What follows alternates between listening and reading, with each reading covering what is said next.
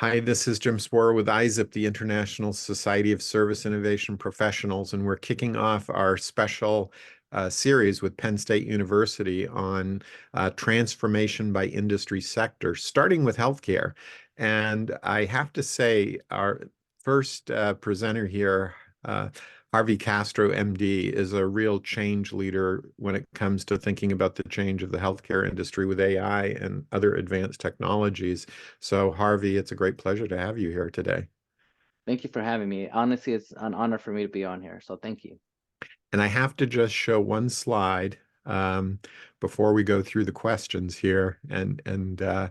Um, I'm very happy to say that you are one of my key influencers. And this is my chart of all of the people I try to follow regularly. And there you are. And you're pretty central actually, between optimism and realism and a doer and a knower. I put you kind of right in the middle. So that's an honored spot. I try to think of myself as being in the middle. But yeah, Harvey, it's a pleasure to have you here. And I know you've given this transformation of healthcare so much thought. You're a leader in this area. You've got books, publications, podcasts. Keeping up with you is a real challenge. So thank you for being a change leader. Oh, I appreciate it. That's such an honor. And to be honest, now that I see that slide, that is on my pitch deck. I'm presenting at the Texas Medical Association conference this next week, and I will actually have that slide up for everybody. So thank you for having me on there. Yeah, yeah. Um, so this is just a really kind of relaxed discussion. I'll say a little bit of preamble and then I'll go to the first question. What we're really trying to do in this series, I think, is, you know, reflect on the possibility of advancing AI capabilities transforming your industry sector of healthcare. And, that can be productivity, quality, compliance, safety, sustainable innovation, resilience, equity of access for underserved populations. All kinds of issues come in here that I know you've given thought to. And as we reflect on this, we're thinking about, the technological capabilities are advancing. They're not perfect yet. They're advancing. The business models, we see a lot of things happening there, the institutional arrangements, the rules. But we're also thinking maybe there's a Moore's law of healthcare. Maybe Mhm. healthcare is going to be on some accelerating continuous improvement chain. So anyway, that's the context for our discussion. It's, as I said, a very relaxed discussion we're just having with folks like you who are experts and have given this a lot of thought. But if you could just recap, who are you, your organization, how you came to be in this industry sector. And with you, I know you're on so many advisory boards. You're doing so much service to the community. If you could just say a little bit about that as well, so people know who you are, that would be great. Yeah. So my name is Dr. Harvey Castro. I'm an ER doctor with 20 years experience. I've been blessed that I've always seen any kind of issue and I'm really passionate about it and I do something about it. I have a hard time just staying on the sidelines. And my life has really been a reflection of that, not to self-promote myself in any way. It's really come from my heart, or PSA announcements. The career early in my life, I had this horrible scar in my hand and big story. I just had horrible ER experience. And fast forward, I ended up becoming an ER doctor. Um, some of my accomplishments other than ER has been always thinking outside the box. And case in point, had an emergency room experience. I didn't like it from the administration point of view. So I decided I'm going to create my own emergency rooms. And I grew that out to about 20 different emergency rooms and started doing better billing, better staffing, better everything. And created my own brand. And then that was just because of the patient. I didn't like the healthcare that they were receiving. And I thought I can do more. And I was able to do more. My two favorite stories to kind of get you to AI was the iPhone 1. Basically, I was coding a patient. And as I'm coding the patient, I told the nurse, hey, we need to start this IV drip. And she went and said, okay, 1 second, went and got a textbook, started thumbing through it, found the table of contents, whatnot, and said, here we go, here's the medicine. And I looked at her and I'm like, oh my gosh, we got to do something sooner. I mean, when seconds count, this individual may have brain damage or, in the future, what's going to happen? So I decided to program the first IV Med app. I taught myself how to do programs and how to do IV drips and from a pharmaceutical point of view. And I had the app within, I think it was 3 months. Fast forward, it went everywhere. It was viral, did really well. And then then I created about 40 more apps in that realm of medicine. Fast forward, it was November 2022, and I'm luckily just happened to be stumbled across this thing called ChatGPT. And as I'm playing with it, I'm like, oh my God, this is going to change the world. This is going to change humanity. This is going to change healthcare in a positive way. And I'll never forget, I literally started writing a book on that day. And 3 weeks, not 3 weeks, I actually 3 weeks later, I had the book ready, showed my wife. My wife's like, Harvey, no one knows what this is. Do not publish this yet. Like, give it a minute. And I actually sat on it for a couple of weeks. So then on January 1st, I ended up publishing it. And since that day, I've been doing nothing but just studying AI and how to promote it and how to could help my patients. How can I help the profession? And so the other parts of that you ask is, I'm on different advisories, and who am I? I started a company called Medical Intelligence Ops. I have another company called the GPT Podcast. And then the other, I'm a strategic AI medical advisor for a company called Help AI. And so me trying to give back to the community, I'm part of different advisory committees, one of which is called Pons AI. And the really cool stuff is they focus on ultrasound and taking it out of the hospital and putting it into your home. My mother's an ultrasound tech. I've been introduced to ultrasound since I was in my teens. And so just being able to see how AI is able to teach people how to do ultrasound, being able to get IV access, be able to do ultrasound scans. And the goal is to be able to put this at a CVS where if you need an ultrasound of XYZ, it'll do it. The other two projects that I'm really passionate about is this Help AI. It's just gives me chills because I've seen so many people in the emergency room that unfortunately have fallen, cannot get up, have gone into a rhabdo where the muscles break down and they eventually die, or have kidney failure. This device literally goes above the patient's bed and it's analyzing and doing predictive analytics if this patient's going to get out of bed and fall. The goal is to eventually put these in people's homes. And so I'm just excited about how AI is going to be changing lives. Fantastic. And maybe you've already answered this second question, but as you think about how AI is transforming healthcare, there's so many dimensions. There's productivity, there's quality, there's safety compliance. This predictive thing that you just mentioned seems very important. I wish I could look inside your brain and see the spider diagram of all of those dimensions and where do you see AI having the biggest impact. But if you could, share that, that would be great. Yeah. So the way I see life in healthcare, fortunately and unfortunately, it's a late adopter in many ways. It's a conservative relationship with our patients and in our profession. And many doctors are holding back from changing too quickly. And I understand why. There are reservations because there's many things at stake. If this AI, quote unquote, makes a mistake, then it could cost lives. The flip side can be said as well. And so, as a cultural thing, when I walk into a hospital and I'm explaining AI, I myself have to be very conscious of the culture. And so, to your point of Moore's law, this technology may be taking off, but the problem is if the institute or the individual that's either taking the healthcare or giving the healthcare is not ready, that is going to be held at that point. And so it's really important that as we move forward and we're teaching and educating our different organizations how we do it, and I break it up into stages.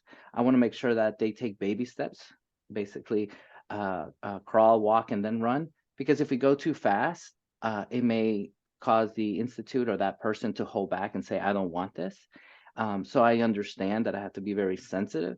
With that said, I have to present differently. So if I'm in East Texas, I present one way. But if I'm in Silicon Valley in California, I want to present another way because I know the average is a lot different. And so I know Right. I'm going into the weeds, but I think it's really important for us to understand why we do things a certain way. Go a little geeky here. There's a thing called Moore's Law.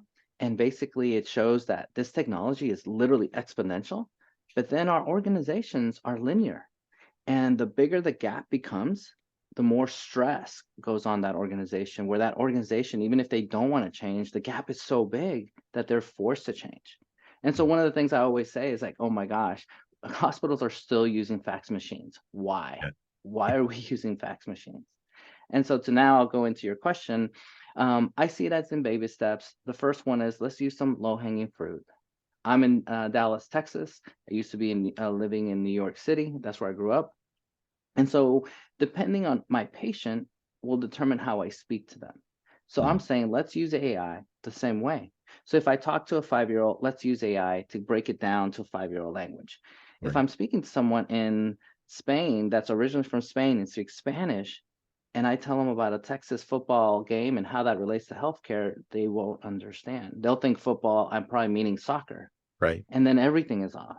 And so Right. I'm saying, let's just use AI for that. The other part to this is how many times have you seen the doctor and it's over your head? Not because you don't understand, it's just they hit you with so much information, or maybe the information was so deep that you're still on point one. You're like, oh my gosh, I was just told I have X. And so after that, it's Charlie Brown moment because no one understands, no one hears it.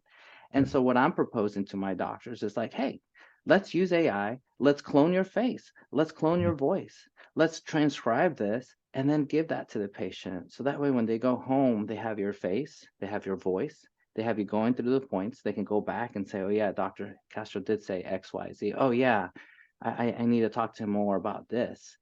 The other thing using technology, I'm telling my patients, and I know some of my doctors hate me when I say this, but I'm telling my patients, you bring a bot with you. I created my own GPT. It's free.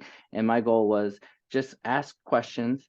Obviously, be careful with your HIPAA compliancy. Make sure you're not putting your names and all that good stuff. But Right. go through and say, hey, I have diabetes. I have hypertension. It's my second visit with my doctor. And then have AI come up with the questions that you need to ask your doctor. Unfortunately, the average doctor only gets 13 minutes with their patients. And so patients are robbed from the expert, quote unquote. And so if you don't have time and you're spending 2, 3 minutes just warming up, saying, hey, how was your day? What's going on? And you don't ask your questions and then you don't know what to ask, then those Right. 13 minutes are hard. So I'm saying let's use generative AI to ask those questions, get a better relationship, and then vice versa. If I'm the doctor and I'm giving you news, maybe in my brain I think I'm telling you, but maybe I'm really not. And Yeah. so I'm telling my doctors, let's practice our empathy. Let's practice the way we deliver. And let's ask AI to evaluate us and see how we can do better. And so those are just really quick tips. And they seem simple, but I really think it can change healthcare just to start right now. Yeah, fantastic, Harvey. And I think that uh, that image you put in our head of the culture change and the technology going exponential, but the cultures of organizations changing more slowly, that has to be in all our heads. And I see the Dr. GPT right behind you. And I think the best hope we have of getting the culture changing rapidly is when we do have those AI digital twins of ourselves that are in sync. And so, your AI digital twin and my AI digital twin, who knows, maybe in 2 years could simulate hundreds of conversations that we might have.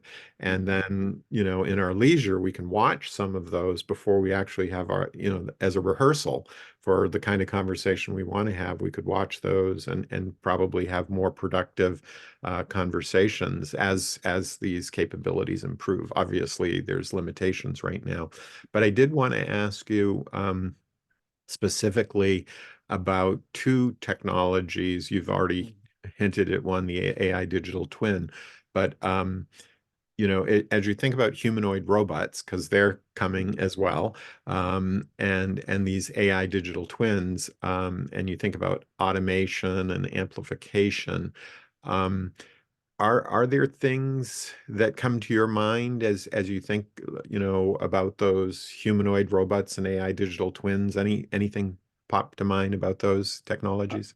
Oh yeah, I'm really excited about humanoid robots. In fact, so excited that over a year ago I posted some things on LinkedIn about the robot, and then later I was when I found out about ChatGPT 4, I was like, oh, this is going to be in the eyes of the robot.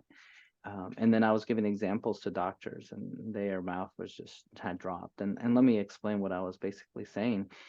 Let's start with unfortunately the population is aging to the point where we don't have enough young individuals being born, and it's going to get to the point where we'll have more older people than younger people even being born. And so fast forward, our healthcare system is in trouble. we are going to be seeing people dying in the waiting room, not getting good health care.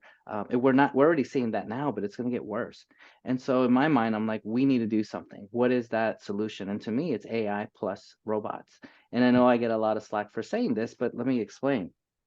The average nurse is around 54 years old. 10 years from now, if they continue, it'll be 64. And so at 64, there's not many 64-year-olds are going to want to lift the patient or have the 12-hour shift or Right. be stuck around for documentation. So we need to attack healthcare professional burnout with technology to help decrease that burnout, give them efficiency tools that you've already mentioned, some of those things. But then when it comes to the robot, I'm really excited because this camera that we're using, we literally could put an algorithm and you would be able to tell my age. You'd be able to tell my hemoglobin A1C, which is my average sugar. You'd Uh-huh. actually be able to tell with my voice my sugar as well. And Huh. you'd be able to tell predictively if I'm going to have Alzheimer's or dementia or Parkinson's just with my voice. And so Yeah. imagine now I have a robot next to me and I'm in an interview with you and say I need blood tests from you and I can ask the robot what's his sugar right now, and I Right. can have this conversation. And I'm a Hmm. human, and Hmm. I always say let's do human plus AI is always going to be better than just AI or just Yep. human. So if I have the robot next to me and I'm like, hey, this is my differential diagnosis of all the possibilities, and the robot's like, I would add X, Y, Z, Mm. or I noticed you'd forgot to look at his ears. Go back and look at his ears. Like, oh, you know what? I did forget. Thank you. And then I go and look in your ears. And so there's such a way of complementing each other to the point where I can really give you the best healthcare. Now Yeah. let's move to digital twins. Man, this is really exciting because one of the main points of AI is we have so much information and it's just really hard to know all that. If I map your genetics and your whole entire genome, and then I look at different medications and what to use, it'd be really hard for my brain to say, okay, wait, this one, he's positive, negative, let me use this. But if I have AI looking at all that information, now I can create personalized medicine with a digital twin. And so if I can genetically look at your genetic profile, look at your phenotype and what things I can see on your chart, put it together, and then test with different drugs and do different things to you, which you're not even aware of that I'm doing. But then I can say, okay, these are the top things that he's going to relate to this one individual drug better. And then the goal will be to decrease the medicines and take you off. And so if on those digital twins, I can say, you know what, this molecule, he only needs, I'm going to make this up, 1% of that current drug that he's taking. Now the side effects have gone down even more. Mm. And so Mm. I'm really excited about how precision medicine is going to coincide with digital medicine, digital twins. And then we have this robots. I think it's going to be great for us. Fantastic. Yeah, I see so many studies coming out that are like, human versus the robot, and they're comparing which do people respond to better. And you've said it best. It's together. Together is always going to be better, at least in the short term. I can't See, imagine the that's why I have possibility. this little sign. Human plus AI is greater than the best human, best AI. Absolutely. Thank you, Harvey. So, hey, we're going to move into the speed round because I know you've got a hard stop, and it's fair to say pass on any of these questions. But what we're going to do, I'll post this recording to our ISIP website so people can watch it even before our meeting Yeah, next week. And we'll ask all the participants if they want to do the survey. There's 12 questions, so I'm just going to pop these, and you can say sure. pass on any of them. Um, but AI requires data. Where do you see data shortages? Ooh, that's a tough one. Where do I see data shortages? I mean, eventually we're gonna get there, just because this AI is going so fast, so we're gonna see it everywhere. Yeah, So I don't know in what particular vertical we'll see it first, but I think we'll see it everywhere. yeah, great. Yeah, some people are saying, well, privacy is the issue. We got plenty of data. The next question is, do you want to see more of these mathematical decision models, simulation tools, these quantitative models in your profession? Do you think they're there already, or do you think there's a big gap that needs to be closed there? No, we still need it to improve, especially with the medical calculations and those things. We can't afford to have a 0.001 mistake. It's got to be 100%. Yeah, this next question you may have already answered. As you think about the labor force and stress, labor stress intensive operations, where do you see that highlighted? And you already talked about the aging nurses and picking up people. That's got to be a big one right there. But are there any other stress points you see where, labor in the healthcare industry, there's just a lot of stress? Yeah, I think it's throughout healthcare, and again, I'll probably get in trouble for saying this, but I see us creating another class of healthcare. It's going to be not the doctor, not the PA, not the medical assistant, but this AI entity that's going to be a human being, but it's going to study AI, and it's going to, instead of going to 4 years of medical school and say 4 years of PA school or six, it's going to be less because we have this stress on our healthcare system. So we need this perfect, ideal person that can understand enough medicine, but knows how to leverage AI and is giving us that person quick. Because Hmm. if our workforce is doomed, then we need another classification of someone to help us with that workforce. And I really think that person plus AI is going to be that perfect bridge. Yeah, maybe like agriculture had the cooperative extension service, people that are local and Mhm. helpful and knowledgeable. Yeah. Um, so this next question, how many engineers or other specialists do you see the mix of people around you in the healthcare industry changing? Are there like more engineers showing up or more brand marketing people, or do you see any mixture of expertise roles changing in healthcare? Yeah, that's a tough one. Unfortunately, with AI, it's gonna obviously it's gonna take over certain jobs, and I call it the great shift. And Hmm. so maybe our mix-up is different because of this great shift that I'm talking about. So the skinny is, as a let's just pretend I'm a general doctor, I may be taking on more subspecialties because of AI, and I'll be able to take care of certain patients better because I have AI. Case in point, I could take a picture of your skin and say, oh, that's squamous cell carcinoma. And I should know that. But if I'm on the weeds and I'm like, oh, I'm not sure, let me send you to the specialist. Now I can do it. And so I Yep. call it the shift. I see a change up in the type of doctors and healthcare professionals we have. Okay, great. We'll wrap in just 2 minutes, but next question is how important is it for university and industry to be collaborating even more as we enter this AI era? Oh, it's huge. I feel like our education system unfortunately is slow. So I'm personally trying to see how I can get into the university systems because I've created some AI products that I think is going to help our students. I think those should merge, and we need to totally flip our education system. Yesterday, I was at a university and seeing them speak, and I thought, man, we need to make some changes here because if this is our future, we're in trouble. Because not because of them, but it's just the way we're teaching them. We can teach them quicker. As a quick point, I know another one that I'll get in trouble for saying this, but I really think put me with someone and give me AI, and I really think I could teach them medicine within 2 years and make them a doctor. But it would have to be someone obviously that wants to be in that field and has an undergrad degree. Right. And this will be the last one. And there's a few more in the questionnaire survey, but let's end on this because I know you've got a hard stop. As you think about preparing this next generation of students, there is this concept of T-shape that ISIP promotes, which is communication breadth across many disciplines and systems and cultures. And then you have your area of depth where, you go deeper. That T-shaped model, how important do you think it is for industry mentors and other people in the healthcare industry, such as yourself, to be mentoring the next generation of students to become more T-shaped? Yeah, no, that's huge. I believe in mentors, and no matter how high or low you're at, you always need a mentor. So I always tell my CEO friends, "Hey, I know you know you're at the top, but you still need a mentor."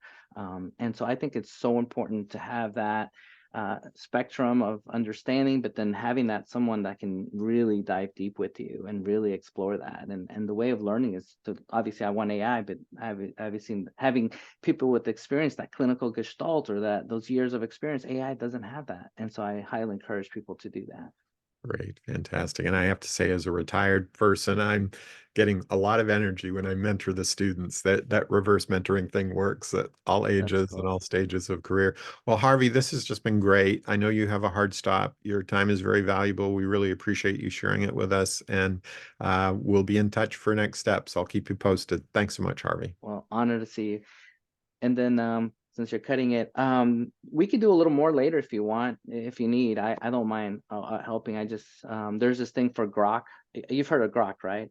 Yes, Not Elon Musk Grok, but the other rock the that other we one. put. Yeah. And that's what I'm headed to. It's going to be like a 2-hour session of like how it works and the AI portion. I'm like, oh man, because I want to develop more products with Grok, so that'll be cool. We will definitely be circling back with you. So this is not the end. And like I say, this is a series, and I know you'll have many insights on other industries as well. But I'll stop the recording now and